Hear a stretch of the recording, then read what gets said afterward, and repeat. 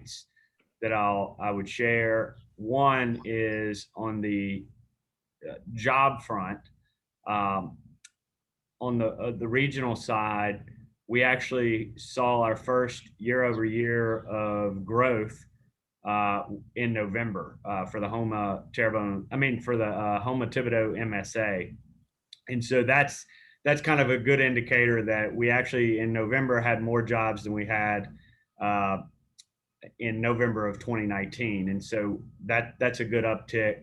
And locally in Terrebonne Parish in December, um, we saw us grow beyond the February numbers, so just prior to the pandemic.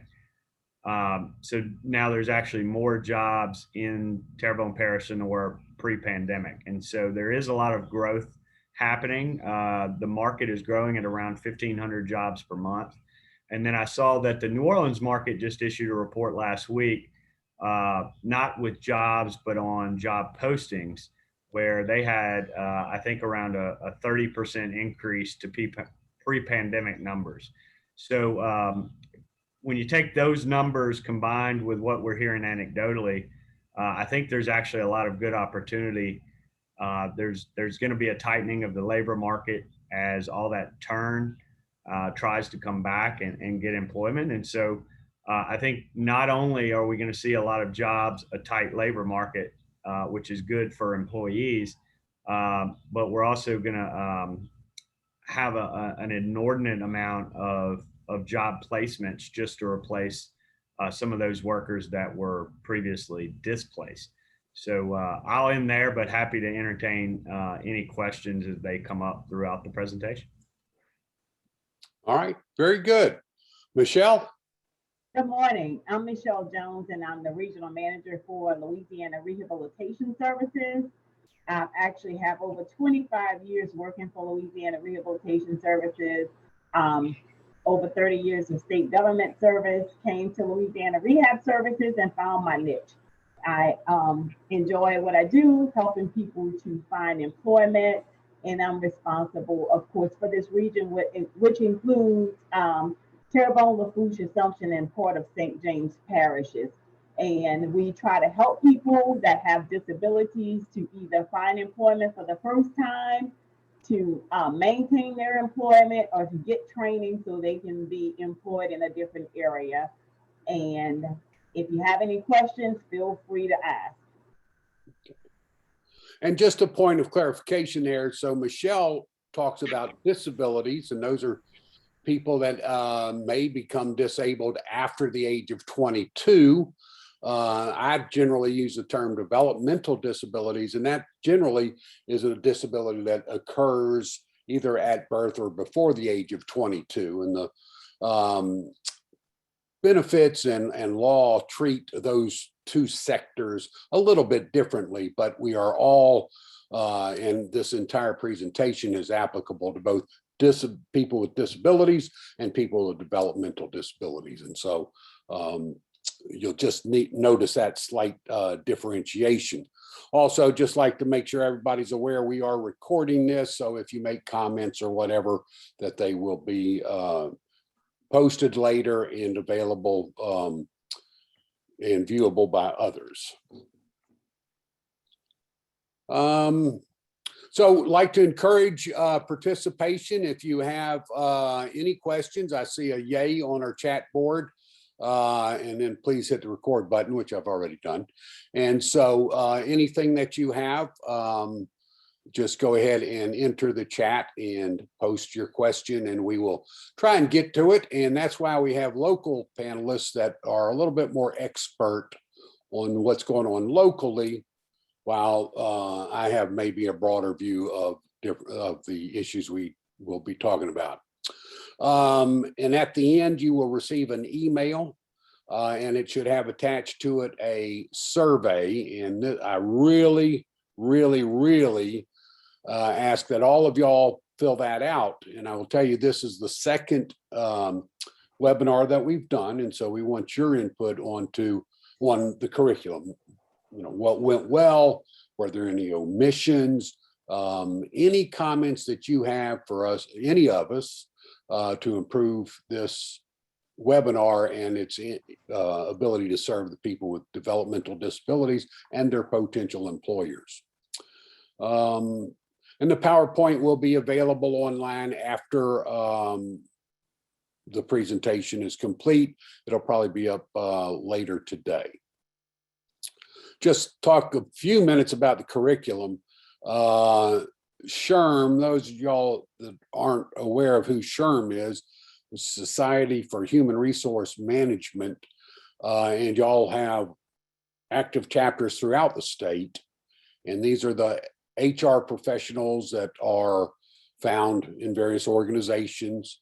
And their national organization does a lot of work on how to do exactly what we're talking about. And I've certainly borrowed a lot of their thinking and strategies from their research on various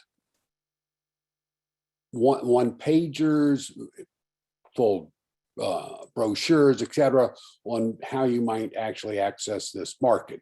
We also relied heavily on vocational rehabilitation there in Louisiana, who is Michelle's organization, and over here is ODEP, which is the Office for Disability Employment Policy in Washington, D.C. And so they can do a lot of development of resources and materials. And so this is kind of where the curriculum has come from.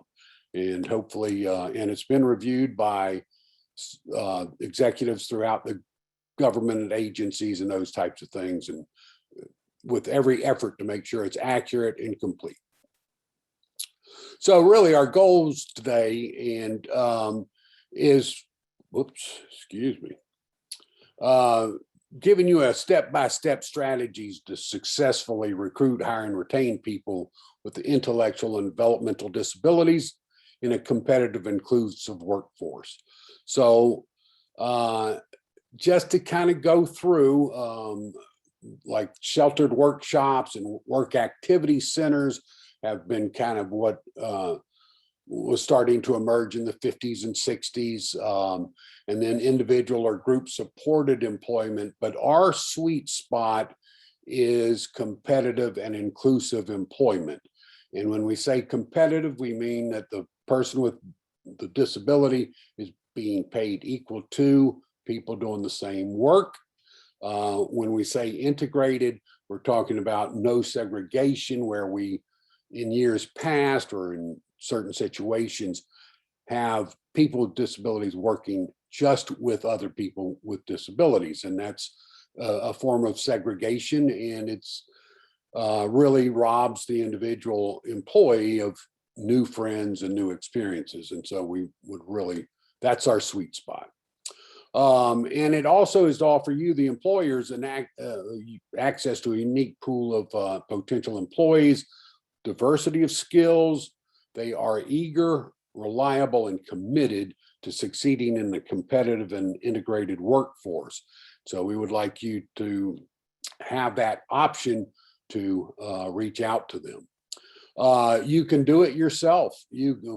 With the information I'll be providing and the resources I'll be providing, you could start recruiting on your own. You can rely on Louisiana Rehabilitation Services. And Michelle, you might just talk briefly about that pool of ready to work people with disabilities that they can tap right away. Can you comment on that? Yes. Right here in the Houma region, we have 6 counselors that have caseloads of individuals who are ready to go to work. They've either been to training, they have supported employment, they have their job coaches ready. My counselor will also assist an employer with filling out the tax credit forms and getting all those things that need to be done. And we do have several individuals. I would say each caseload probably have about 10 to 12 individuals that are ready to go to work.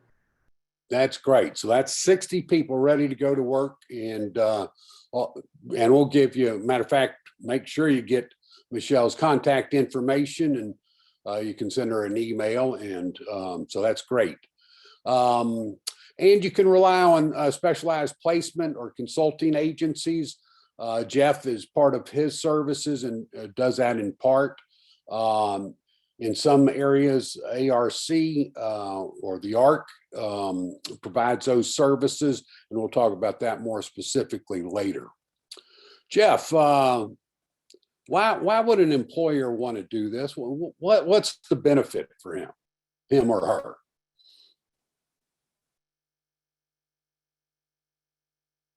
Jeff, you with us?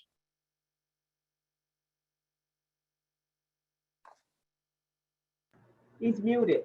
Yeah, I'm coming. Sorry about that. Okay, good. I'll give you a prime example of the first bullet point. I'm sitting here. I can't wait to talk about enthusiasm. And that's an example of what we bring to the corporate America, what we bring to the service industry. Well,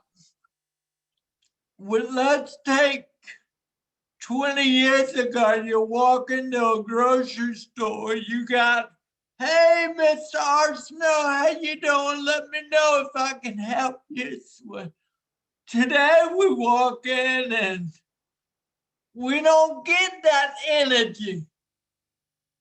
But think about that and think about walking into a retail business and seeing somebody with autism or CP or Down syndrome busting their tail to take care of you. What does that do? That creates an energy that is not there.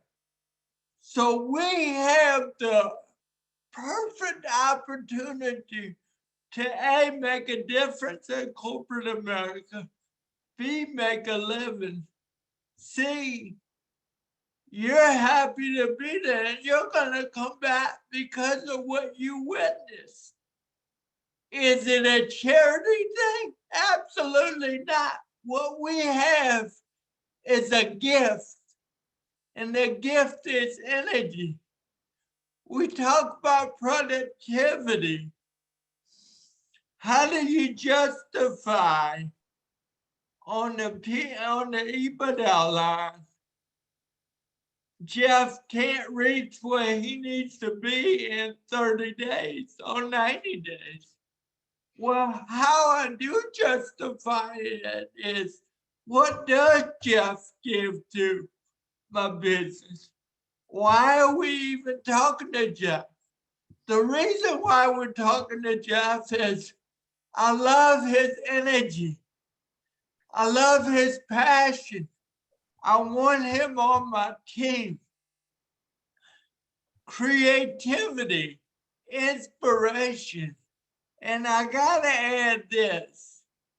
I used to hate when people said, you're such an inspiration. Because I don't want to be an inspiration. I want to be Jeff. But the bottom line is that one word makes a difference when we talk about employment. When I'm working with a crew of 30, 29 of those folks are looking at me and saying, my goodness, he's given everything he's got. And he might not ever make productivity. And inside their head, I would hope that they're thinking, well, let me give that kind of commitment. So we have what it takes to make a difference, not only in one person, but in a crew, in a business, in a company. And last but not least, this is a sad fact, but when we're hired, we're not going anywhere. Because the difference between me and anybody else without a disability, some of us take work for granted. People with disability, we struggle to get that W-2. And we might not ever get a shot, because as a result, we do what we have to do to keep that job, which affects the bottom line and the turnover data. Thanks a lot, Gordon. Yes, sir. I just comment about that enthusiasm and employers and customers loving people with disabilities and seeing them work.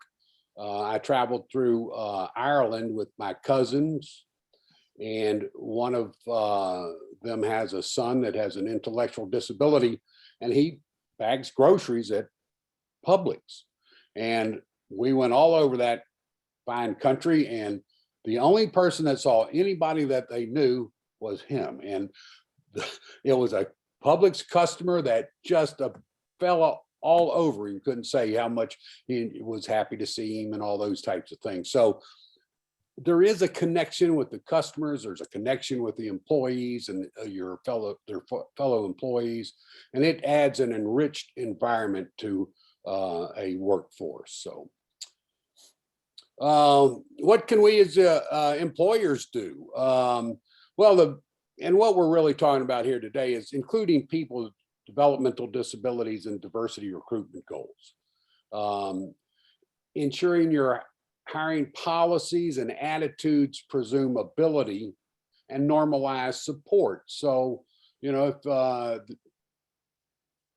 people too often look at somebody like Jeff and say, he has a disability, he can't do this. But you need to reverse that conversation and says, Jeff brings me talents, what can he do for me?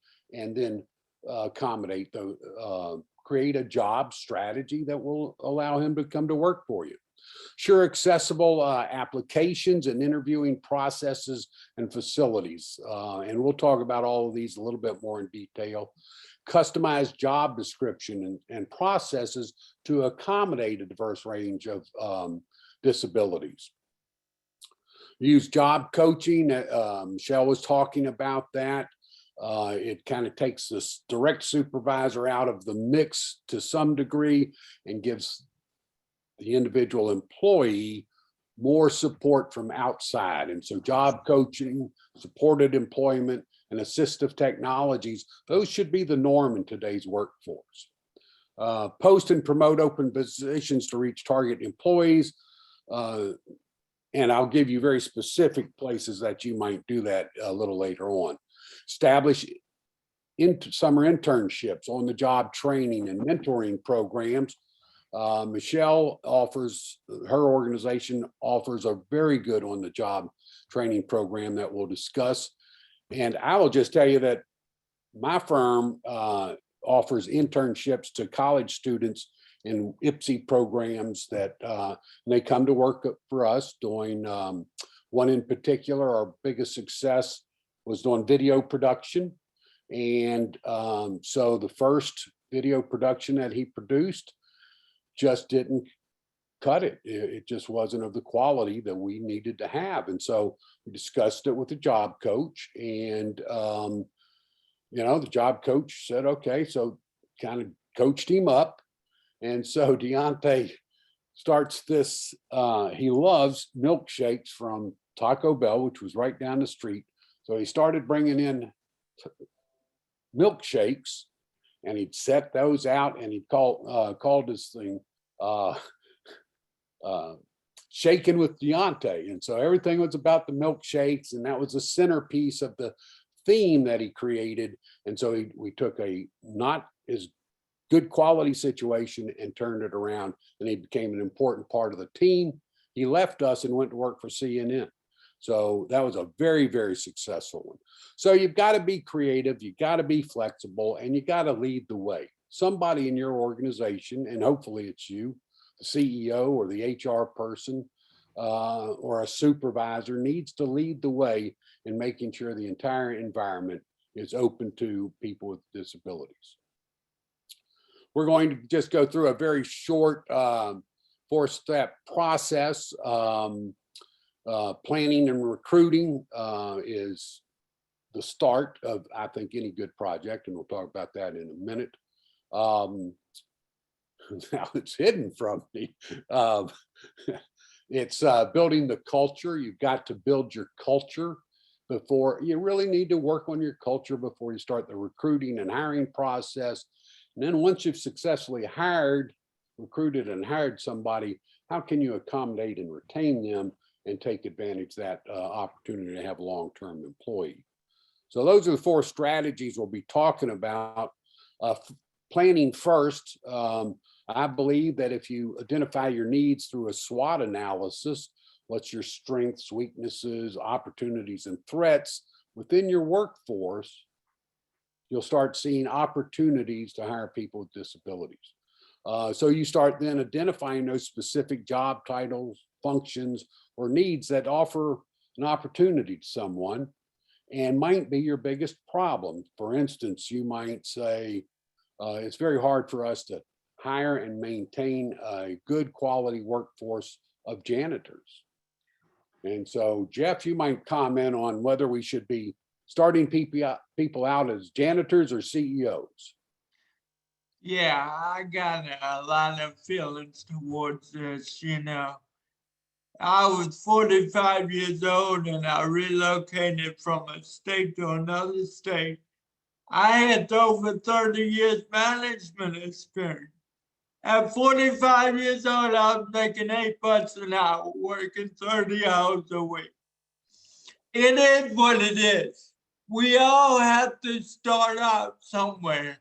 And for people, some people with disabilities, the perception of the public is that poor guy, look what he's doing.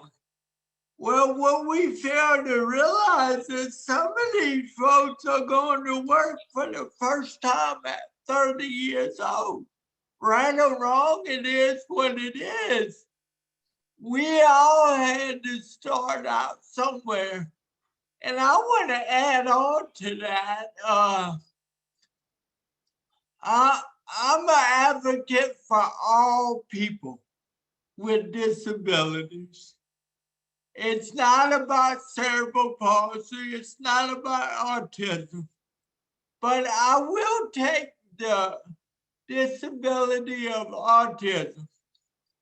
They're really detail oriented. So how can my company utilize that one specific detail? So I know a lady who the only thing that this lady with autism truly loves is to clean houses. So why not look for a job in that area and be okay with that? If I'm happy, everybody's happy. It's about me finding the right fit that fits me. It's not really about fitting in society. It's about what works for me.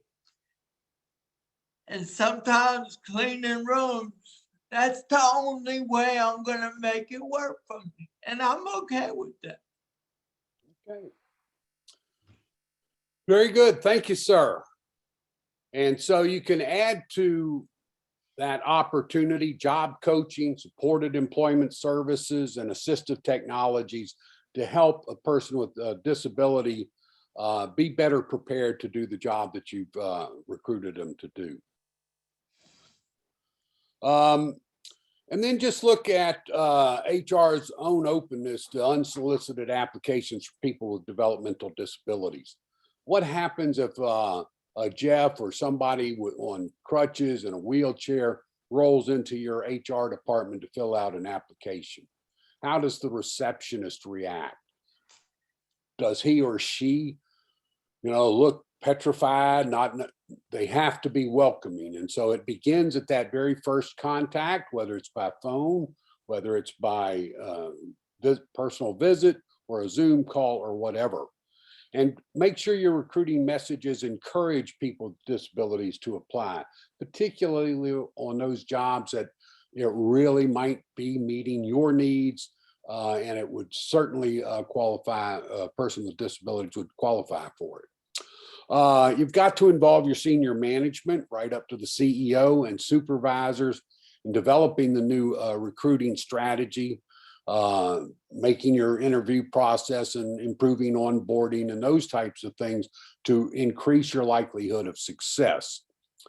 And consider internships. That's what we have found really works for us. We go to the local universities and find people coming out of their creative services, web development, video production, those types of things. And we bring them on board and they work for us for a while before they then start really applying for jobs. And they leave with a good recommendation and a work history and those types of things. Consider partnering with Louisiana Rehabilitation Services. So if I did the math, I think y'all have about 120 people right there in y'all's office that would be that's ready to go to work. And so don't let that opportunity go by if you have specific opportunities for them. And just ensure fairness and prevent discrimination. Going back to that person, the receptionist, don't offer sympathy, be a little empathetic, but recognize they're coming in a professional manner to apply for a job and give them the respect of any applicant that you might have walk through the door. Any comments on that, Jeff? Something really, really, really important. And when I speak, I would hope that people really think about it. When you walk into a business as an individual with a disability, you want to feel welcome. Because whether we like it or not, it is not normal to see someone with a disability walk into the office and say, I want a job. So if it's not normal and we see it, we got to examine what are we thinking and really look at it and ask ourselves, how did I handle that situation?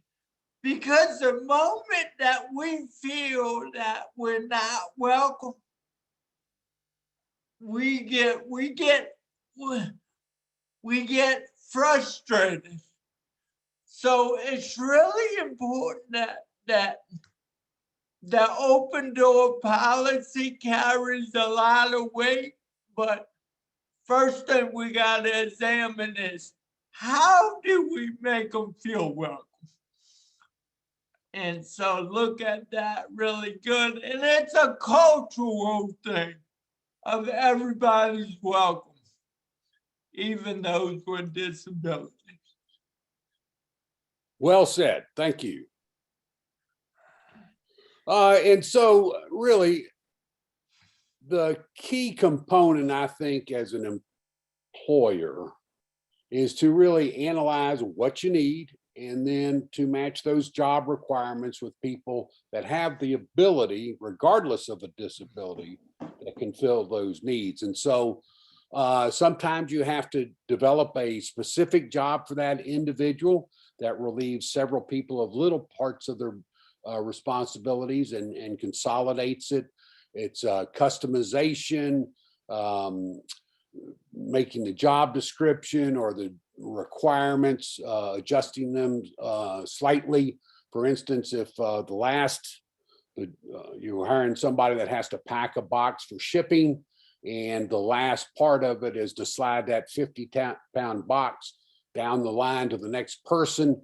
And because of a physical disability, they can't quite do that. They can pack it well, and those types of things. Can you adjust it where the person next to them actually reaches over and brings it down the line? Those are just types of things that you can do to customize a job description and how something's done.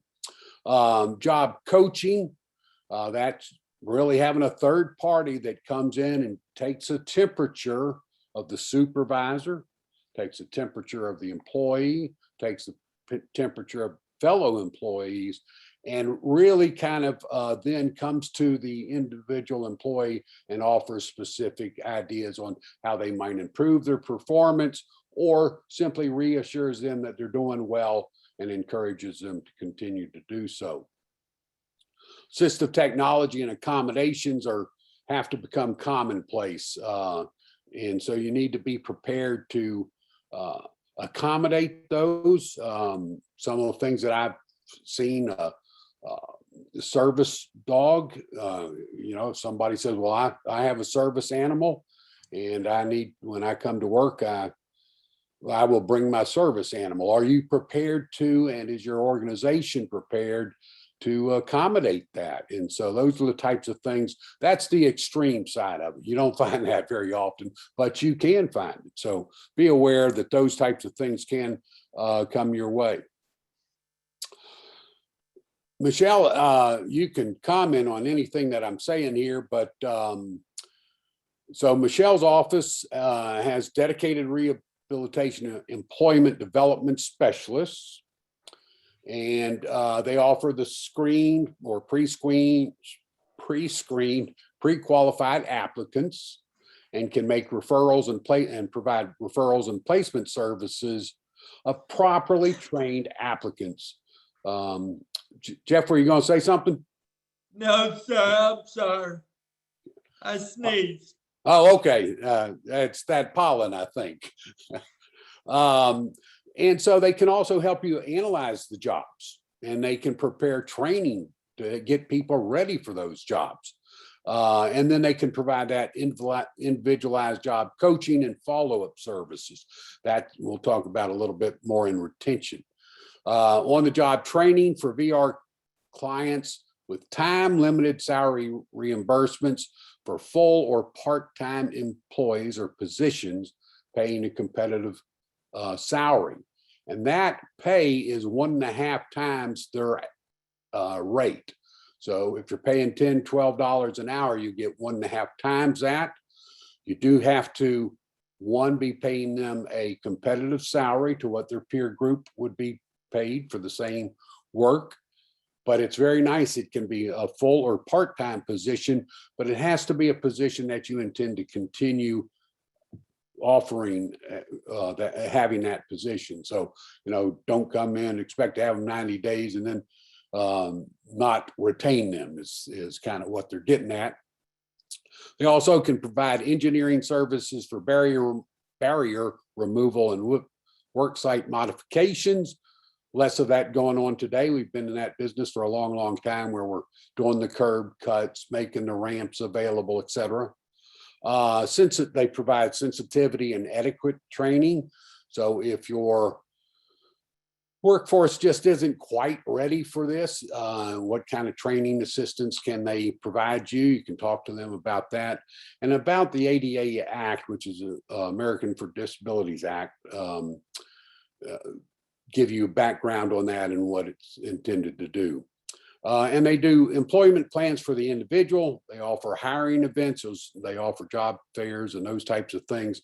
And then they offer employer-based training. So for you, the employer, all those services are available to better prepare you to employ people with developmental disabilities. So we would encourage you to take advantage of that services. You can find some private companies. I couldn't find any that I could identify in y'all's immediate area that provide services on a for-profit basis, but be well aware that they do a great job. So just mentioned the on-the-job training wage reimbursement. They also offer disability to access credit and work opportunity tax credits. And what's nice is they worry about all that for you. You don't have to worry about it. So sounds complicated. It may be, but they're going to help.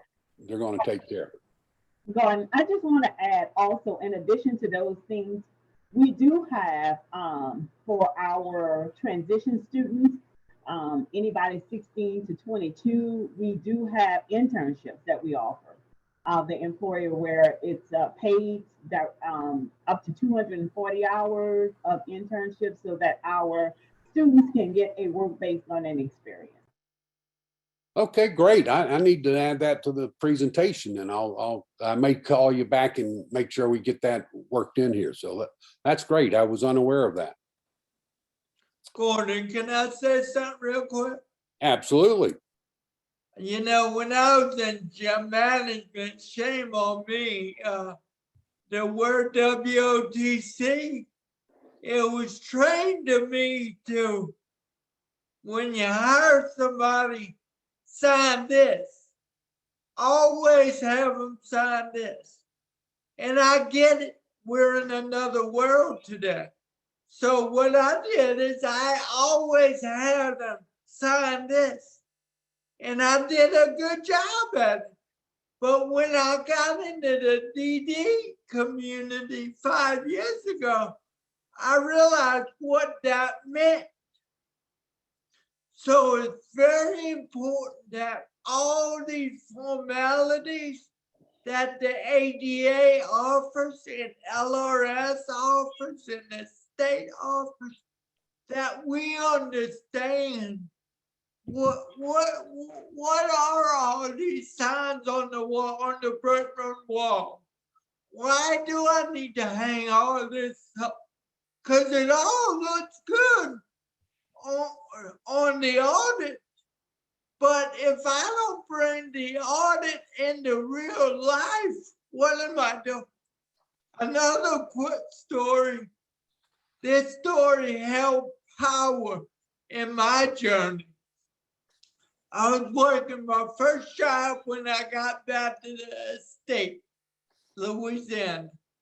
Another store manager from another store came in and watched me work. He's like, wow.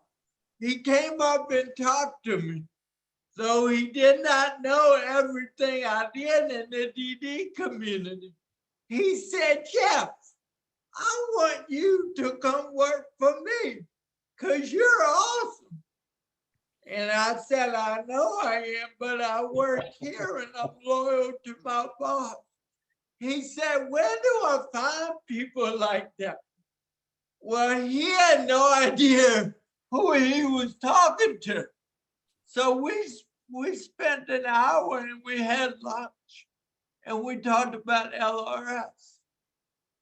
And the wow moment was something I had to look at from a personal side. How can I let these businesses know what is out there? Because there are endless resources out there that can help us and help your business. Thank you, Gordon. Well said. And so just think about culture and developing culture, because senior management support is going to be critical to creating a welcoming employment process and building an inclusive work environment. So it really includes that, including people with disabilities and the diversity recruitment goals, adopting policies and providing workplace flexibility, creativity, and accommodating people and applicants and employees with disabilities. Visible and public commitment to recruit, hire, and retain and advance people, well-qualified individuals with disabilities. And so, you know, the CEO needs to, from time to time, remind people we welcome people with disabilities and encourage them to apply for positions as they become available. Again, presuming ability, normalizing supports, promoting self-determination in your recruiting efforts are just kind of part of that change. And we call them mental curb cuts. You know, you think about the curb cuts we put into all the sidewalks. Well, there's mental curb cuts too. You've got to change your mind and you've got to how it thinks. And that's a mental curb cut, presumability, normalize supports in your workplace. So coalition building, first on the senior management level, then supervisory level, and on to the workforce. Everybody needs to buy into what you're doing. And again, if you have a good SWOT, you have a good reason to be going down this path, you'll find people saying, that's a good idea. And that's exactly what you want out of it.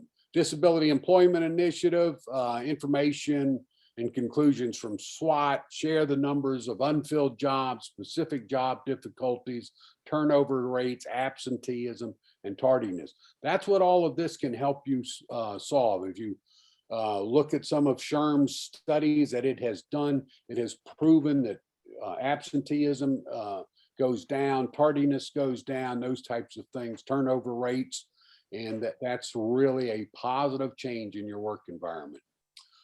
Create a profile of the workers in your service area. So Matt's talking about all the people in the gas industry and those types of things and saying, okay, maybe this person can't fill that job, but he can fill a support position that allows me to better support the individual guy in the field that's so important to us. So all of those things are part of that idea of where can we get more, put people to help work into the workforce and be effective.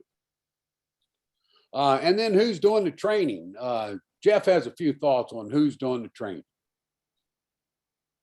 You know, all the CEOs in the world can have all the great ideas they want about hiring people with disabilities.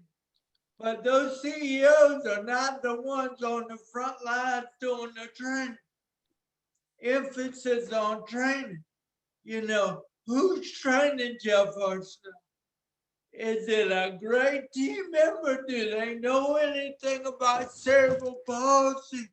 Are they young? What are they like? Are they empathetic?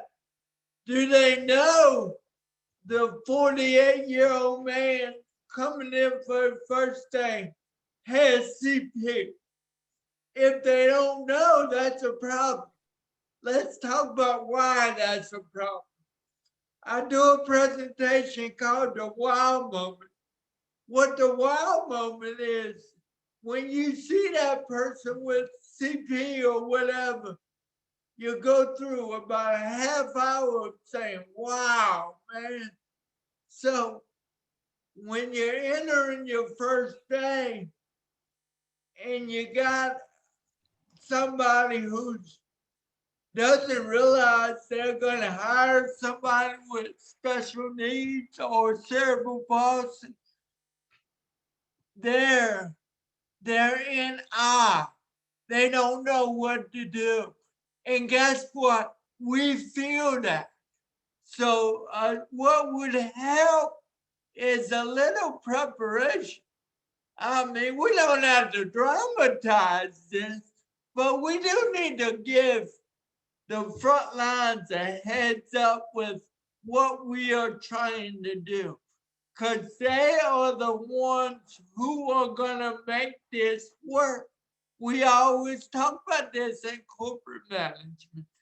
You got the decisions, then you got the ones making the decisions happen. This is a real big pet peeve of mine. I'll tell you a quick live story. My boss is one who walks around and just talks and expects me to register. Well, 8 hours later, when I don't follow through, I get down on myself.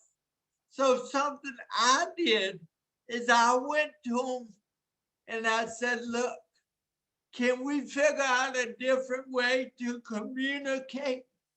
This is where I take ownership of my level of expertise. And we had a good conversation, and both parties ended up on top. So the training it's make or break at the training.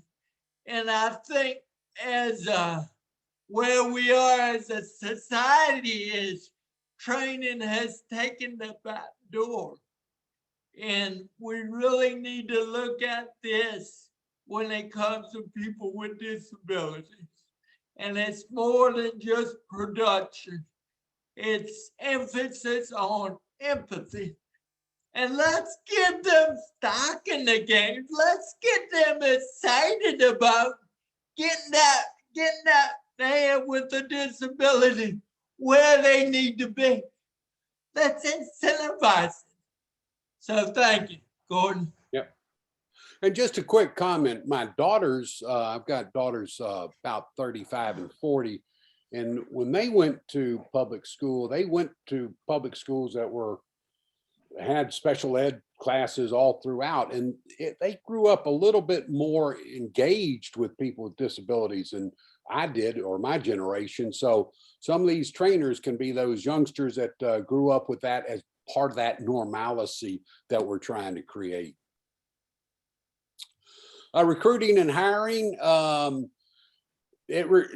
just requires creativity, flexibility, and commitment, really to ensure all the qualified individuals and applicants, including individuals with disabilities, can participate in an accessible process. Your ads, your posters, or any other communications should be written in people first language. And if all of y'all should have received the curriculum, and in there, I think it's on page 14, I believe, we give you a link through to the people first language, which is extensive. And then in the back end, we also give you some examples of it, but it's just writing your copy so that it's appropriate for people with disabilities. Sure, the application and interview process are accessible and appropriate, and you're willing to provide reasonable accommodations. So reasonable accommodations is really what it's all about. Nobody's expecting you to spend millions of dollars to accommodate for accommodations. If someone needs expensive accommodations, it's likely the state will be providing them through LRS or somebody like that. So, but that you're open to it. That welcome assistive technology, that can be anything from a pair of glasses, that's very normal. But what if they need special telephone equipment because of hearing impairments or whatever? They might need visual interpretation of a phone call, and that's usually available and that type of thing. Even Pam, I don't see an ASL person on. Does anybody else? All right, hopefully they'll get back on there, and I apologize for that. I know Pam was expecting. Huh? Joy is on. Oh, okay, I don't see her, so on mine, so that's fine, good. Glad to hear that. Wouldn't want to go forward without them, so. And recruiting channels. So Louisiana Rehabilitation Service. So where do you really turn to? And this is very, very specific stuff. So you can call Louisiana Rehabilitation Services and their RED specialist. That's correct, Michelle? Yes, that's correct. All right. And if they're calling any Louisiana Rehab Services, they call my region, and it's somebody that lives in St. Charles or whatever, I can still assist them with getting connected to the right region. Oh, okay. Good to know. So they'll get you transferred over. So that's good. Louisiana Statewide Independent Living Council and its local affiliates. And so basically that tends to serve senior population as well as people with disabilities. So just be aware that they know where the centers are throughout your community, and y'all have a number of them.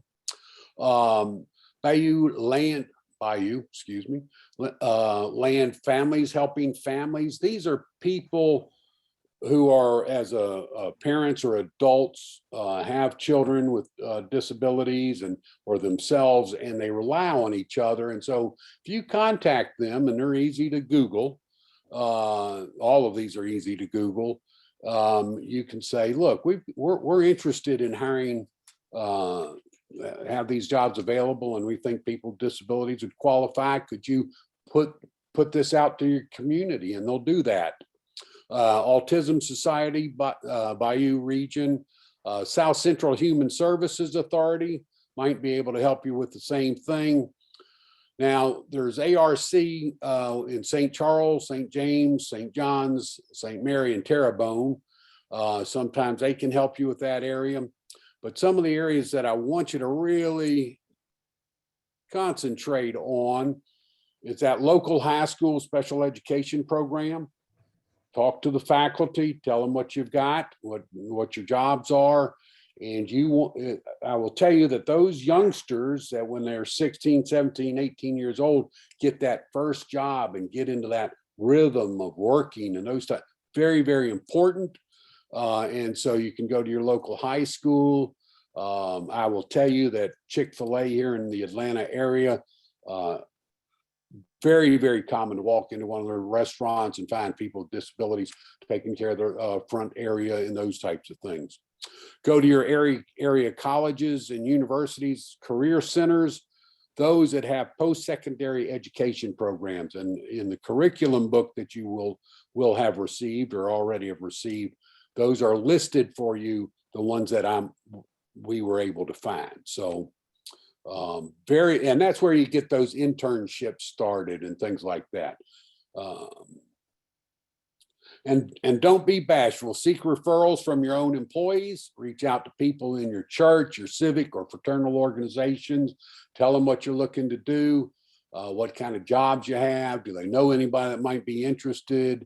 And if you're putting signage out front, take that Chick-fil-A, they may have a job posting out there, and people with disabilities are encouraged to apply. Just adding that to a poster could very well help change somebody's life. And then there's disability-related job boards, websites, social networking sites, and that's basically when you talk about the autism group there in your communities. That's what we're talking about in that, along those lines. The main one on a national basis that I felt was the best was at abilitycorps.org. If any of y'all have another one that I ought to be mentioning, please bring it to my attention. But be sure to use those if it's a national type hire. I tried to give you that earlier information that would be more local and ensuring that you're reaching the local community first. Hiring and application process. Again, ensure the receptionists and clerks are welcoming. Simplify and minimize your wording on the job application. Eliminate jargon. Delete complicated language. You might have forms available for large print for the visually impaired. Would you allow a candidate to apply via tape or provide required information by phone? Due to a disability. These are the types of things that create that welcoming culture. You need to kind of understand limited or spotty employment histories. People with developmental disabilities don't have the employment history that perhaps you'd like. That doesn't mean they're not eager or well qualified and able to do the job. So you need to be willing to overlook something like that. Eliminate questions or requirements that are no longer appropriate or necessary for the new recruiting strategy. So those are the types of things I think you could do to improve your hiring process. And that includes the interview process, which today a lot of it's being done by Zoom. But if it's physical, make sure your entryways, walkways, sidewalks are easily accessible. And that's part of the ADA requirements. Make sure that if the applicant's disability manifests itself during the interview process, concentrate on the individual, not the disability. When we hired Deontay, he could not have the words come out as fast as his brain moved. So it wasn't like a stutter. He couldn't get the sentence started. You would have to sometimes wait 20 or 30 seconds for him to make that connection. And so, but once he started rolling, he was fine. And so very interesting. So those are the types of things that you need to be willing to understand. That's his normal. And so allow more time for the interview and ensure the applicant is free to ask questions for clarification. So just a welcoming interview process will go a long way. Accommodations and assistive technologies. Number one, the ASL that we're providing CART services on this, and that's closed captioning, and for those people that need it. And so that's an accommodation, and it's not an expensive accommodation. The people that are, I don't know where Pam and Joy are, but they're probably in different states, the two of them. And it's arranged through a service provider. They say, absolutely, Joy will cover that, and so and so. So it's not all that expensive. And I would encourage you to just understand those types of things. Just make sure this workstations and work processes adapted to a person's needs to improve efficiency and safety. Jeff, you want to kind of share the Velcro story? Yeah, well, I was at a job a few years ago, and it was my first few weeks. And I'm a man with experience with money, dollars, bottom line. And I was at my desk trying to type a document, and my keyboard kept slipping. And I wanted to go to my boss and say, hey, I need a new keyboard. Will you buy me one? But in my head, I'm thinking, I don't want to ask her to buy me a new keyboard my first week. So she was in the DD community and knew a lot about accommodations. So I asked her to come watch me work. So she came in and said, I'll be right back. She came back with 4 pieces of Velcro that cost maybe 50 cents. And she put them on the bottom of my keyboard. And it turned my job around.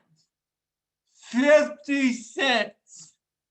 Now, somehow I think when we think about the word accommodation, we equate it to money, to energy. But accommodation, all it means is, let's stop.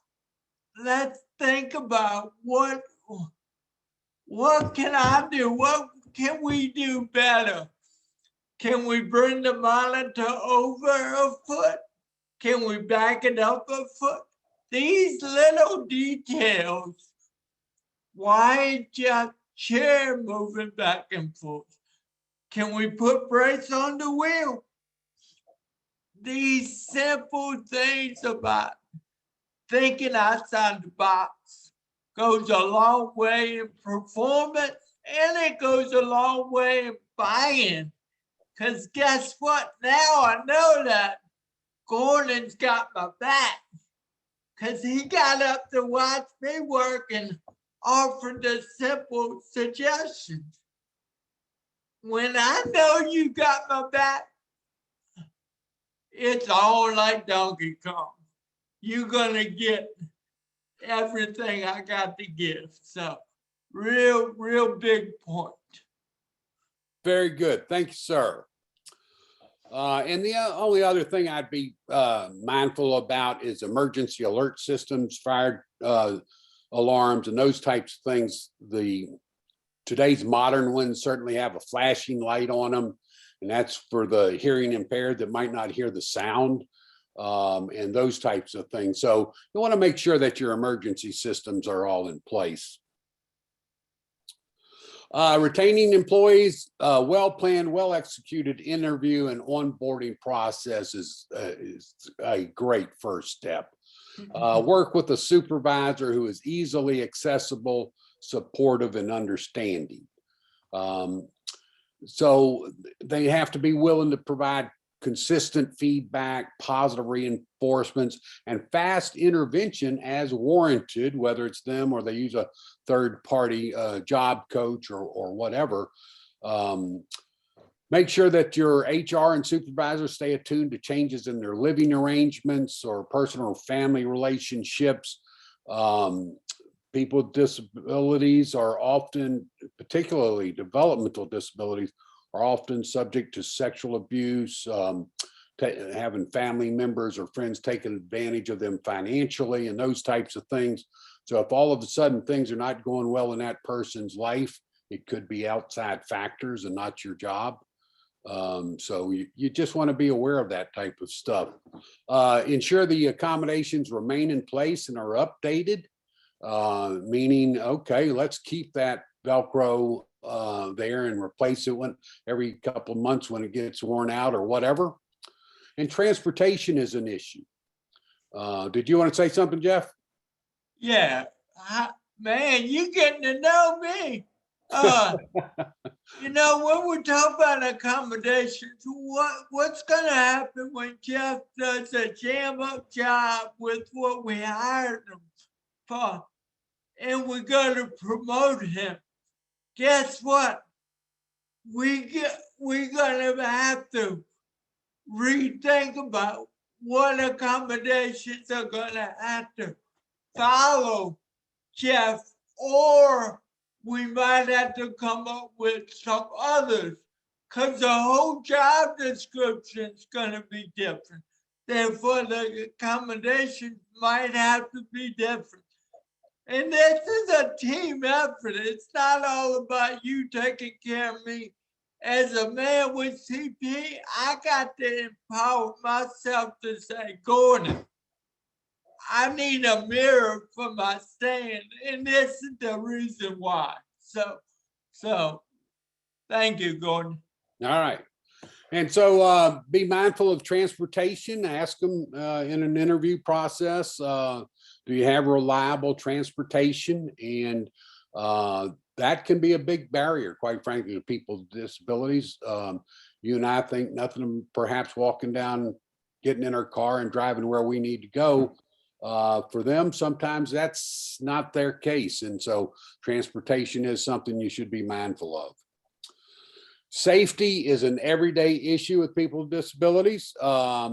Make sure all your emergency evacuation routes are well marked, and ensure the plans are in place for the effective evacuation of people with disabilities, especially if you got people in wheelchairs, you got people on crutches, those types of things. Safety precautions and emergency signage today has textual descriptions and clear, simple language. Alarms, I talked about that a minute ago. And you might have a fire drill in the early stage of employment. And you might make sure that your plans are actually everybody grasp them and understand what they need to be doing. Jeff, you have something to add in that area? This is a real hot topic because, one accident costs a lot of money. And I know that, we all know that. But if you really think about people with disabilities, when I get out of bed, from the time I get out of bed, I'm watching where I walk. I'm watching for hazards. I'm watching for raindrops, because I know I have physical disability. So reality is I'm more careful than the person without the disability. That's one thing that we don't think about when we think about safety. So many times a question arises, are they gonna fall? What if can they climb a ladder? But I got news for you. We're really careful as it comes to safety, because we have to watch for things all the time. So, thank you. Very good. Thanks, sir.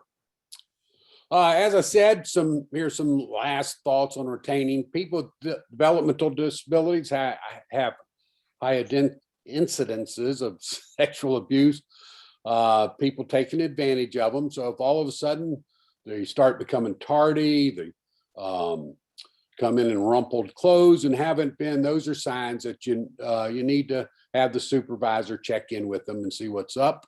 As with all new hires, some work out well and some do not. Don't get discouraged. Just recognize, hey, that one worked well, and this one has not. And I can tell you on our internship program, we've experienced both the really good results and not as good. Be creative, keep an open mind. Your future hiring decisions can have a life-changing impact on people with disabilities. They sometimes live lives of isolation, poverty, and those types of things. And it's because they just don't have the opportunity to go to work and to build a new network of friends and to reach beyond whatever environment they're in. So very, very important to this group of people. It's very important. I just want to point out some key resources and aids for you. And if you go to your booklet, you'll see on page 25, there's a whole list of them, much longer. But asklearn.org/inclusion work. If you go to asklearn.org, they just have a wealth of information you're welcome to. If you want to study just internships, you can go to DOL, Department of Labor, ODEP, PDF inclusions, and find a great deal of information. Ask Earn.org, again, steps to success. All of these are very, very good resources that you might want to access and use. Also, now I am a member of SHRM, and I would tell you that they have a great deal of resources that members can access. And I think it's only like $225 a year. And so you might look into SHRM if you're really serious about doing all this. So I hope that we've given you step-by-step strategies to successfully recruit, hire, and retain people with disabilities and create a more inclusive work environment. We think you'll enjoy these employees who truly love their jobs, are reliable, productive, and they strive for continued improvements and often inspire other employees and customers. Great opportunity to access a new pool of talent, provide life-changing employment opportunities for people with developmental disabilities. So embrace your creativity, become a leader in your organization, in your industry, and your state. With that being said, Matt, you have any concluding thoughts? No, I mean, other than I think there's going to be a lot of opportunities over the next 3 months as folks kind of, get reemployed and then, like you said, take some steps up to backfill some of those entry level type positions. So I appreciate you guys having me, and like I said, if there's any questions, I'm happy to help. All right, and we appreciate you joining us. Michelle, any closing thoughts? No, I think we've covered it all. Just wanted people to keep in mind that we are here. And if you need assistance, even if you have an employee already that you're working with, that you mentioned about the little small accommodations, we can actually go in and do a job site analysis. We can bring our rehab engineer, and sometimes we can just fix things. One time we went in and all we did was put some cinder blocks under a desk. So. Very good. Very good. Jeff, concluding remarks. Yeah, real quick, I want to add, why do we want to work? Well, on the flip side, I say, why does anybody want to work? 2 reasons. We need to make a living for the family that we either have or desire to have. And we need a sense of purpose. We need a reason. We need something to make us feel like we're being productive to the community. So employment is really critical, not just to people with this. It's important to everybody for those reasons. No different than somebody with a disability. I want to thank each and every one of y'all for participating. All right, I apologize. I just clicked something I shouldn't have. But I didn't see any questions on there. So with that being said, I'd like to, number one, thank all the panelists for contributing their time to this effort, and everybody that has really lent their opinions and made edits and worked on the curriculum for us over the last couple of months. We appreciate it, and we look forward to our next one, which is on the 29th of April. So we'll be back at it shortly. So thank y'all and have a great day. I'll hang on, Gordon. All right, sounds good.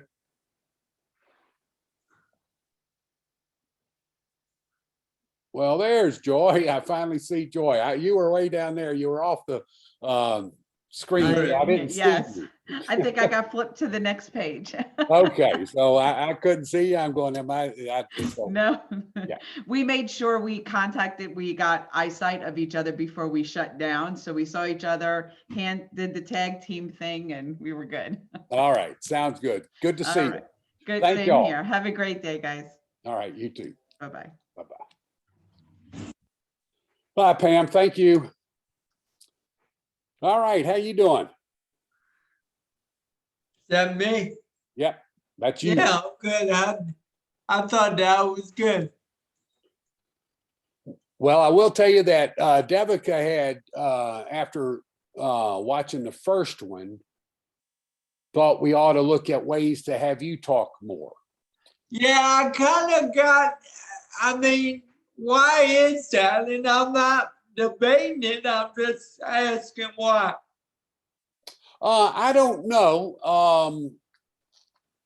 First off, who's Devika? Devika's actually so I'm selling my company. I've sold the company and she will become the sole owner next May. She's been working, she's now president and CEO, and I'm the founder, chairman of the board, if you will. So she'll be, she manages the other half of what we're doing for LADDC, which is the video project. So we got two projects when we came after it, which is the only way we really wanted it. We didn't want to do one of them. And so that's who she is.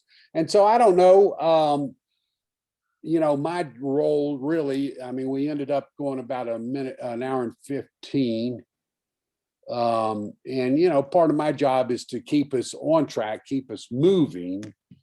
I think as I continue to go through it, I see some redundancy in it. So each time I'll go back and edit some stuff out to get it cleaner. But so I didn't realize she had copied you on that email, but I'm glad she did.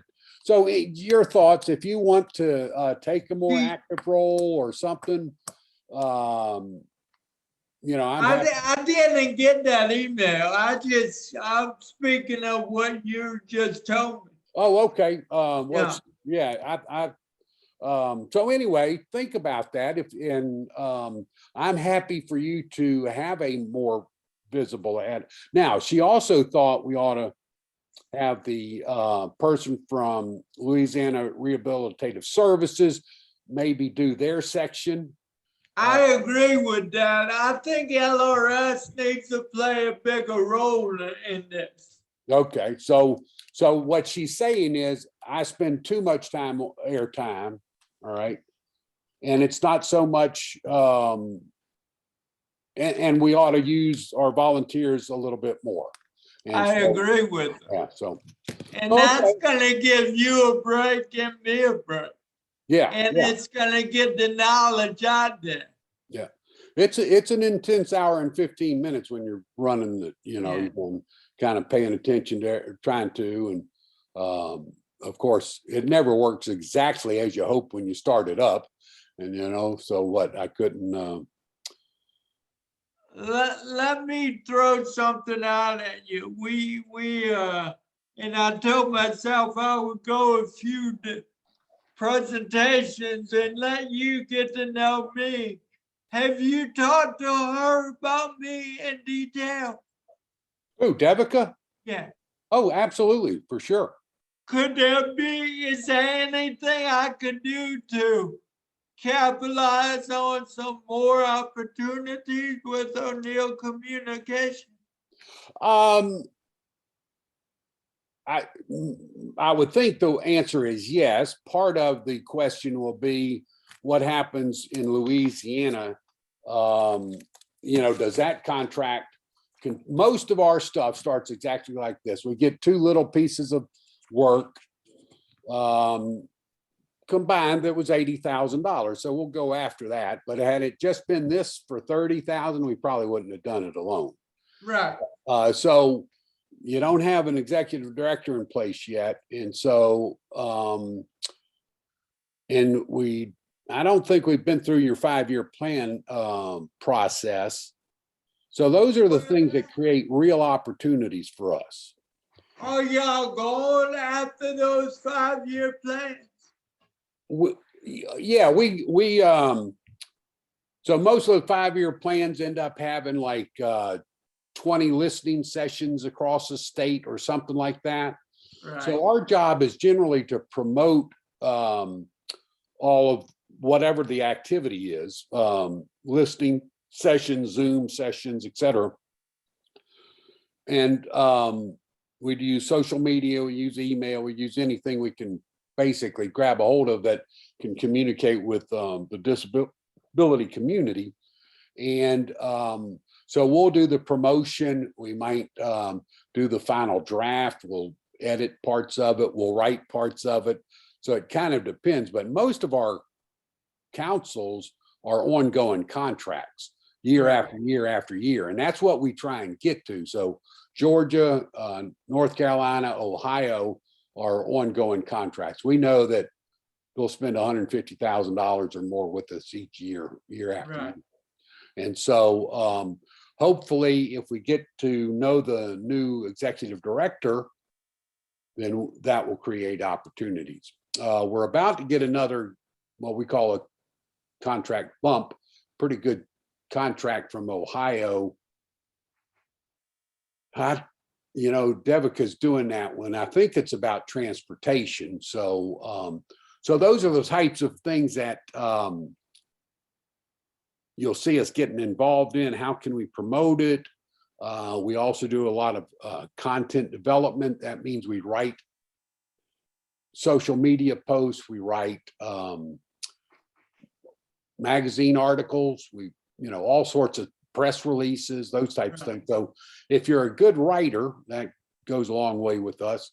And then if you say, well, I can, can you put together the PowerPoint, that type of thing. And if you have those skills, then it's just, and it's, be quite frank, like this PowerPoint I use, I wrote it and I sent it to Nancy, my wife, who's a graphic designer, and she made it pretty, right?